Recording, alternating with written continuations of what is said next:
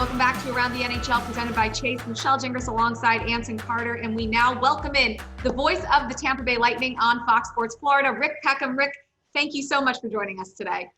My pleasure, Michelle. Great to see you again. It's been a long time. Anson, great to be with you. Good to see you too, Rick. Yeah, it's great to see you. All right, so let's dive in with the Lightning. We didn't have to wait long for the Lightning to get a big gut check win. What did you like about what you saw from the Bolts in their game yesterday against the Washington Capitals?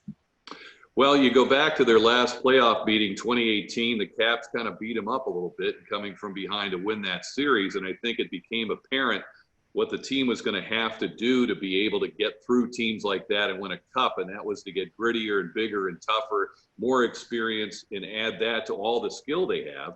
Well, they've done that through a number of deals, and Julien Brisebois did a great job this year in adding to that some more, and we started to see that bear some fruit in that game.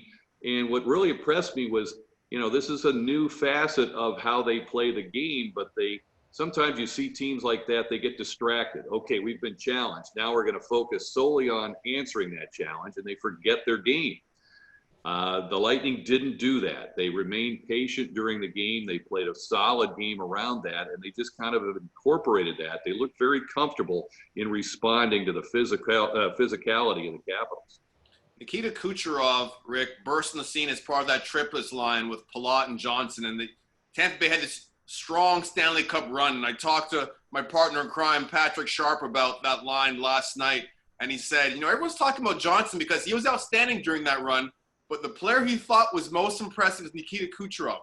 How important is he to the Tampa Bay Lightning if they're going to have a strong run this postseason?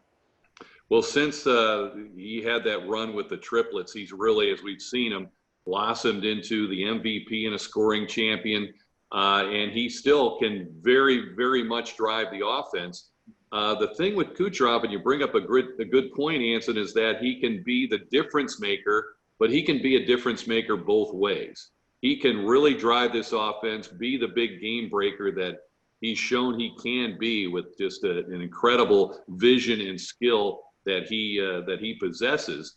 At the same time, he's a very emotional player. He can get a little moody, and when he does that and falls into some bad habits with turnovers in very difficult places on the ice at inopportune moments, that can be a big problem the other way. So he's going to have an impact on this team. They need good Cooch to stay sharp in terms of continuing to do the right things, and he works so well with Braden Point. Now the question is, when Steven Stamkos comes back, does he automatically go to that line, or they put Stamkos on another line and keep that crew with Andre Palat together?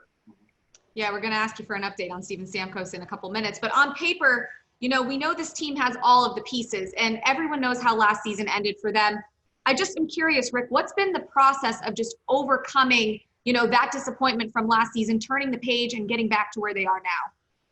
Well, you could divide the season really into two 12-week segments. The first 12 weeks, they were really struggling to find their game, make the adjustments they needed to make just in terms of the X's and O's to avoid the mistakes they made against Columbus, and at the same time trying to work through the emotions of dealing with that. And the second 12 weeks, and Kevin Shattenkirk pointed this out, right around Christmas, they had a team meeting and said, look, we're still sloppy defensively. We're still inconsistent. Let's just get this thing on the right page and get going. And from right before Christmas on, they went 23-2-1, a 10-game winning streak, an 11-game winning streak, really straightened things out. I think the schedule caught up to them a little bit before the pause. They were playing an awful lot of games and looked tired. Their defense was injured a little bit, but it's been a much different team the second half. And we heard you mention Steven Stamkos there. Stammer's been out. You're talking about Kucherov being the X factor for this team. I think Stamkos is right there too. I watched him play. He scored 60 goals in this league, but he's always left me wanting more in big games and also in games where the rink starts to shrink, specifically in the postseason. How close is he to returning, and what do you think his impact will be on this team? Well, I think it was surprising to us, who were back in Tampa and not obviously near the bubble, much less in it, that he hadn't practiced, right before the first round robin game. Not a surprise he didn't play in that game. John Cooper warned us about that, but I think he's close enough that they still feel he's on schedule to play at least one of these games, whether it's tomorrow against the Bruins or Saturday against the Flyers, before the playoffs start. It's just a touchy situation with coming back from the surgery that he's had. Doctors have said that, there are residual injuries that can come up as you rehab and get your timing and your physical conditioning back from an injury like that. And apparently that's what he's run into.